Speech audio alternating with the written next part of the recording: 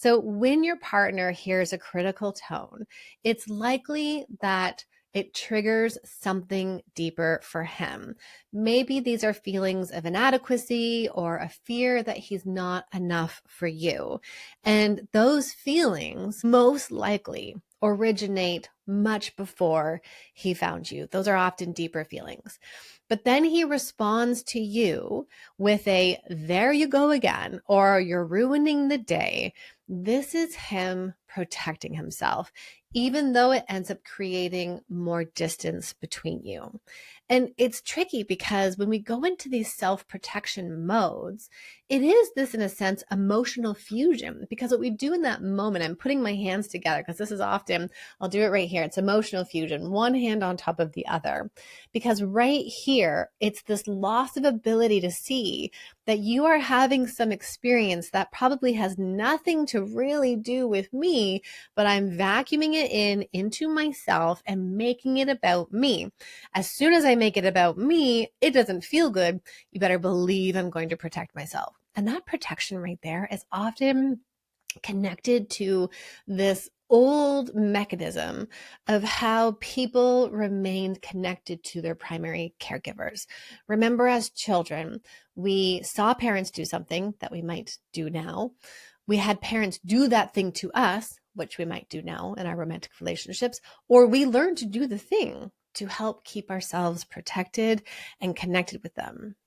I recently had a client not talk about the relationship with their caregivers, but actually a sibling relationship, of how there was bullying between these two siblings and the parents didn't interject or interrupt and stop the bullying pattern.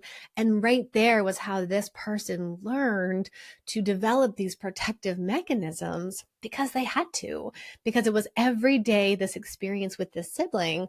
And that would lead them to feel like, I have to protect myself while also remain connected in this family. So then when we go back to the cycle, when your husband says, there you go again, right? So he's popped up. It's in the emotional part of his brain. He's not connecting with you. He hears this as criticism. He's protecting himself.